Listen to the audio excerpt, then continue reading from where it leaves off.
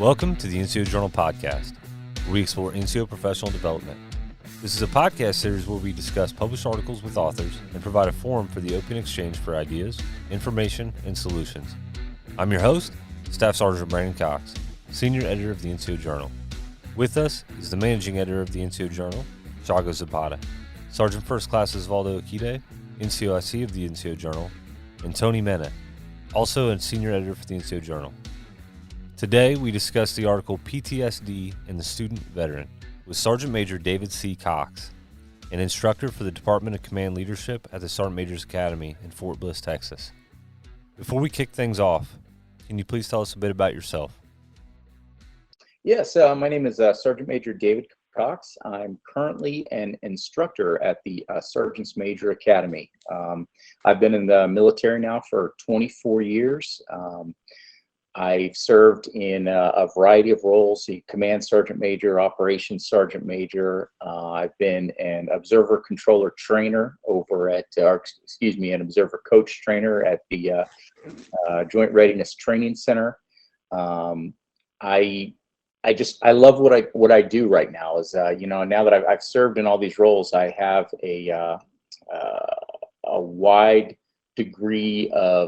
span of experiences that I can now share with others, the next generations of sergeants majors that the NCO Academy is producing. Can you please give us a brief description of what your article is about? Yes, so I authored my article concerning the stressors that are experienced by students as they transition from a military role into more of a full-time academic role. So it's really common. We have so many service members that leave the military. They want to put their post 9/11 GI Bill to use, and then they go to college, they attend a university. And now many of our military veterans have been exposed to trauma throughout the course of their career. Consider the wars in Iraq and Afghanistan, and much of that trauma is undiagnosed, unacknowledged, and then the service member transitions from an environment that they're very familiar with to something that they're lacking experience in. So I noticed that I experienced some of this myself when I, especially when I got my master's degree in education. I noticed that I was experiencing a significant amount of frustration because my support base had been taken away from me, or not taken away from me, but I was removed from them in distance. I struggled initially with what I was going through, that transition from the identity of soldier to the identity of a student.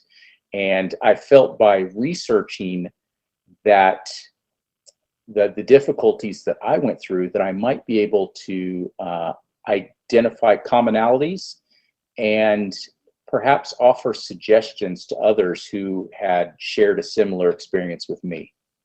Sergeant Major, what was it like building teams online during the pandemic? As you mentioned in your introduction to the article, having students from all parts of the country come there or be there already, and then trying to get everybody to meet everybody.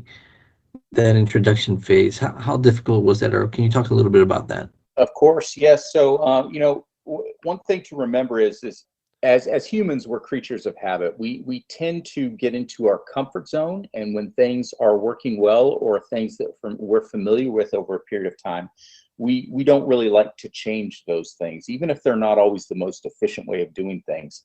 However, during the COVID-19 pandemic, it was forced on us. Change was forced on everyone, and I would say largely around the world.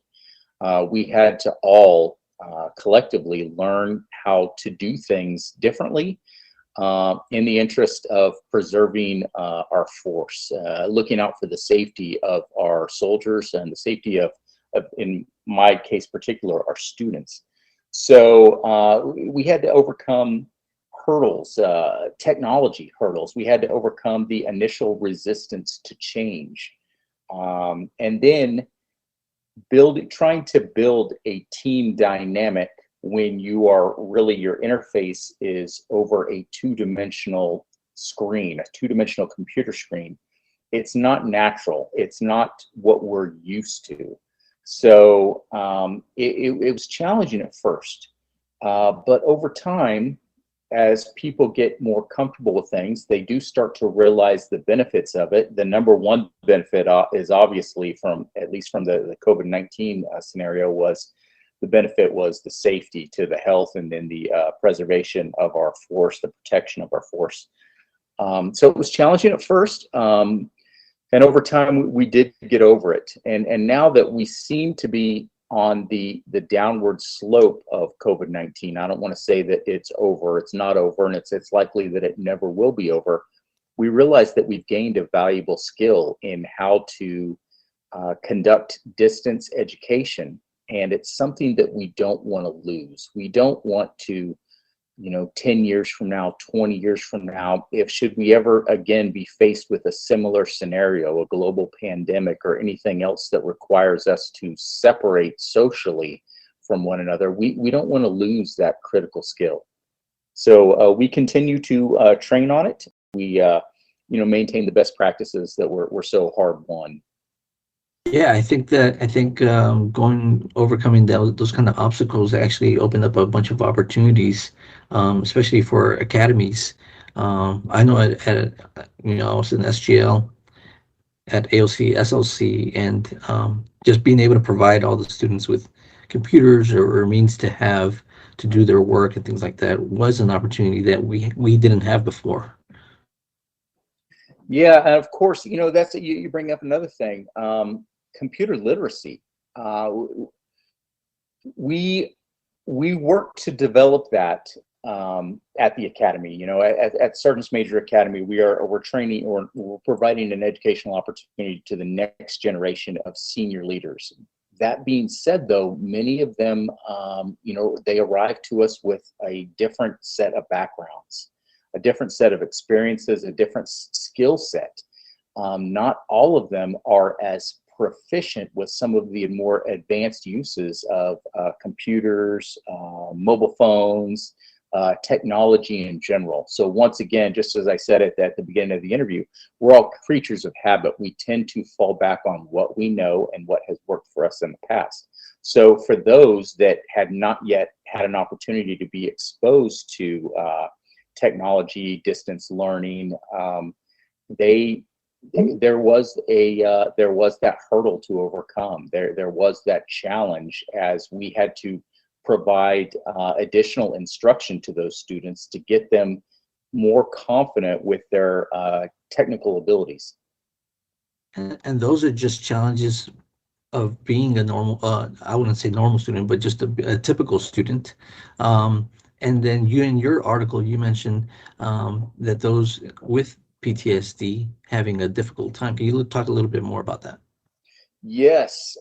So there was a portion of my article that if you read it, I mentioned John Rambo from the First Blood movie, and I thought of that as I was writing the article, because there was a if you watch the First Blood movie, which many people who have not been exposed to the military or have no familiarity with PTSD, they base their knowledge on what they see in pop culture, in the media.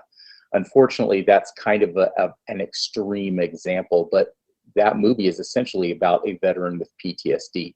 There's a moment in the movie where John Rambo, played by Sylvester Stallone, says, I once was in charge of $1 million equipment, and now I can't hold down a job in a car wash. And I specifically had that thought in my head when I first began my master's in education, because I experienced so many frustrations being away from my support base. I experienced the technological obstacles, just an overall lack of knowledge to how to navigate the educational world. And I thought back to myself that I once planned and led combat operations on the other side of the planet, in the most complex and challenging terrain, working through logistical challenges, working through language barriers, and just all of the rigors of combat. And here I am now, just struggling to set up my Microsoft Word document so it will accommodate an APA formatted paper from my professor. And I experienced, I mean, that was a real frustration for me, because I knew what I was capable of, but I just didn't have the skills to do it. I really feel like that nailed it on the head for me, and why I love this article. I had the same thing, got out, and that was 2008, went to college and just went through the same stuff where, I went from being in charge of, because I was a corpsman, so I was in charge of all this medical stuff, had an amazing platoon, support, friends, but I knew I had to get out, and then, went through the same thing where it's like, what am I doing? But I knew it was the right course for me. So that's why your article really resonated with me. And one thing that us military members do share, for the most part, is we do share this sort of a dogged persistence in wanting to achieve an objective. If you set an objective in front of us, we will give everything to accomplish that objective.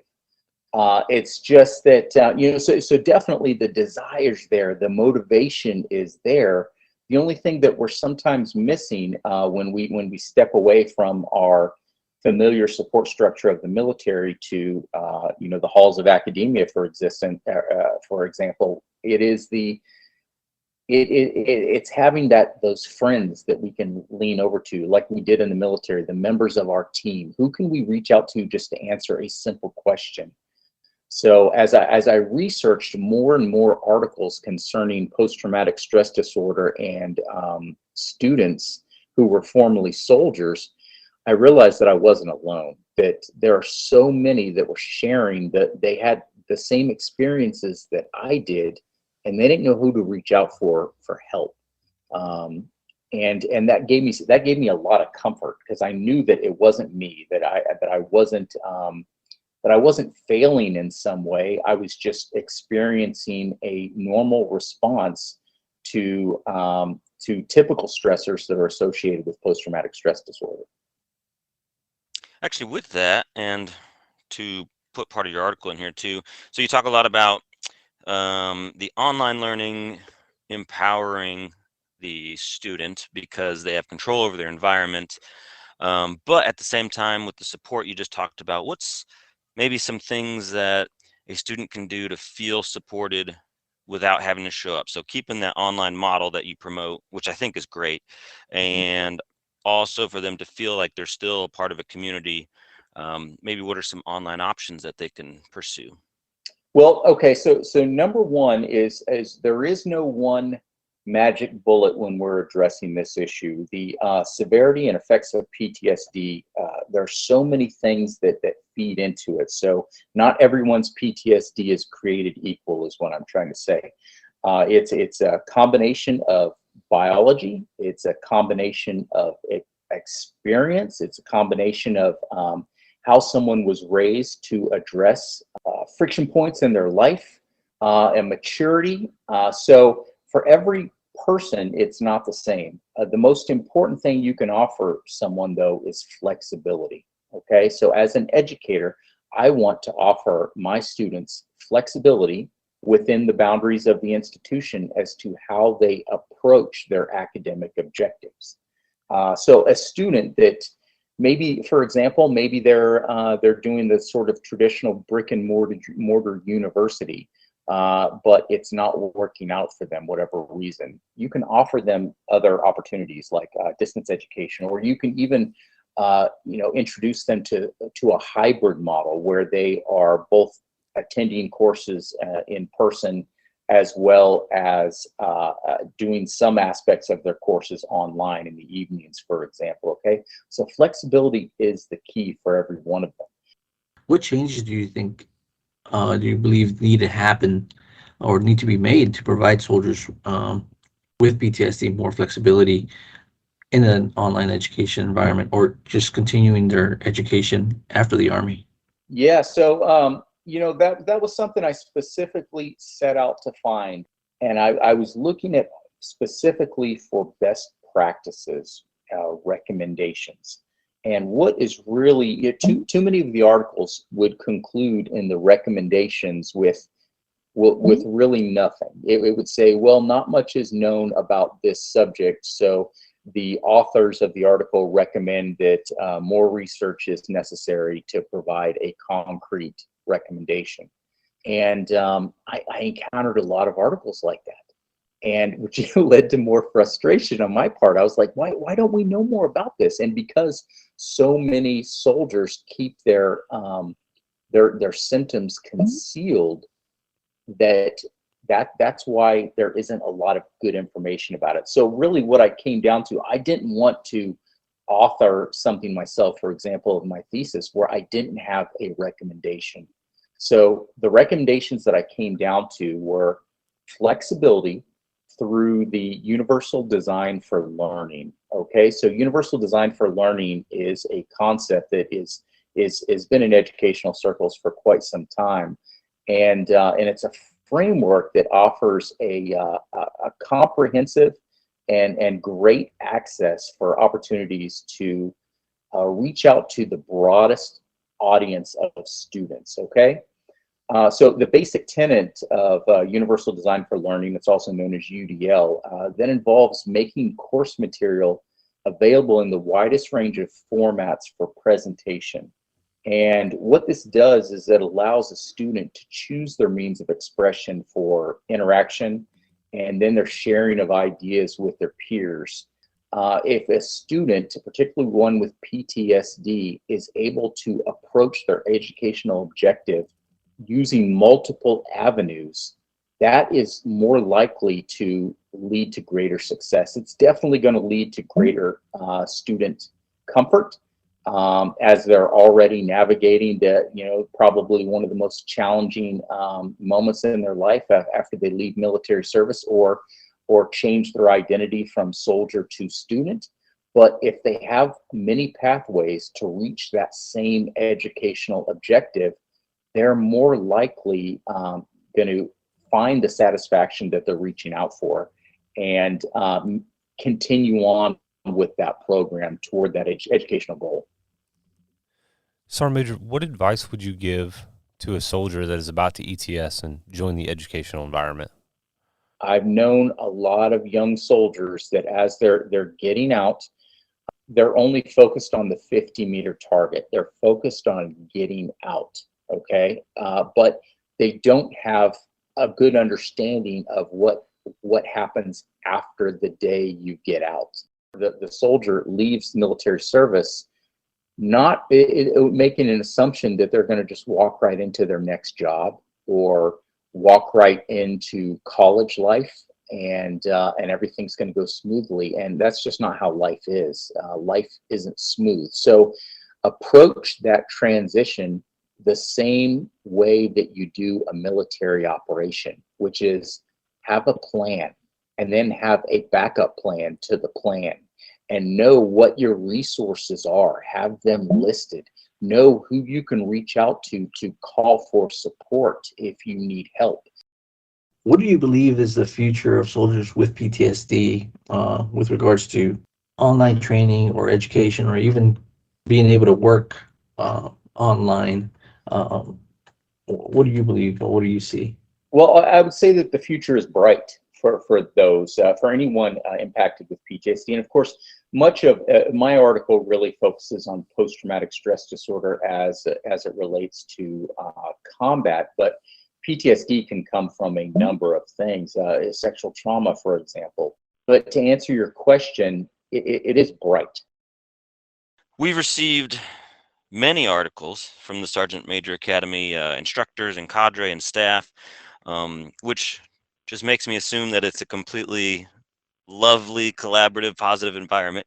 But can you describe that environment? And then the second part, which is the most important, I think, for our readers and listeners, is how can they make their unit the same as basically what the SGMA is doing and get people to write and submit these amazing ideas to us and get their ideas out to the force? Oh, yeah. So you're right. The Sergeant's Majors Academy is an absolutely professional and collaborative environment. During the course of our curriculum, our students will be with us for approximately 10 months as they cycle through the different departments, at least for the resident course. And that's all I can speak to because that's all I have knowledge of. But there's a lot of exchange of information amongst these senior military professionals with decades of experience. So we'll toss out an idea, a subject that we want to talk about, and then each of the students will share their experiences with that idea.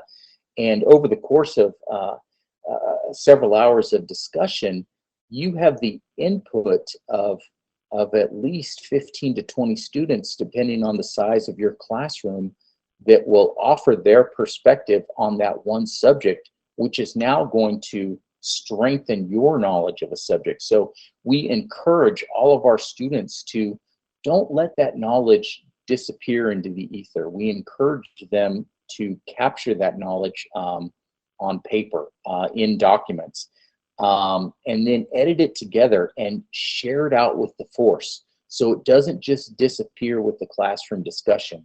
So you've got to be able to reach out and impact as many people as you can, as many soldiers as you can, in a positive way. And one positive way is just sharing your knowledge and experiences and best practices with others. So to build on that real quick, let's pretend like you are a senior NCO at an infantry unit. How can you create a process or an environment for your soldiers to create, write, edit, and send their knowledge out? I do have an answer for that. I don't always know it's the best answer, but I know it's an answer that works. First off, during my time as a command sergeant major, we would direct that this happens. Now, it begins with direction, okay? So whenever you're being directive with someone, maybe you're going to get something really good and maybe you won't, okay? But after you've directed a couple of times and then you've rewarded the best behaviors, others will see that what happens to someone when they come up with good ideas that they're willing to articulate and share with others. And then you will have to be less directive because those other people will begin volunteering ideas. Many people will in any organization have certain skills. Some of them are writers. Some of them are just naturally charismatic speakers. Some of them are maybe more introspective, but they come up with the good ideas. If you want more of a behavior, you've got to reward the behaviors that you want to see more of. And I tell you, some of the best ideas that I ever heard came from my more junior enlisted soldiers. So, because they hadn't maybe been in yet long enough for someone to tell them that their idea wasn't good enough, okay? That's actually what holds too many people back is past experience. They've been told too many times that their ideas weren't good enough. Thank you, Sergeant Major, for joining us, and a thank you to our audience. Remember to put your knowledge to the page, submit articles, and get published with the NCO Journal. Don't forget to check out our webpage and follow us on social media. We'll catch you next time on the NCO Journal podcast.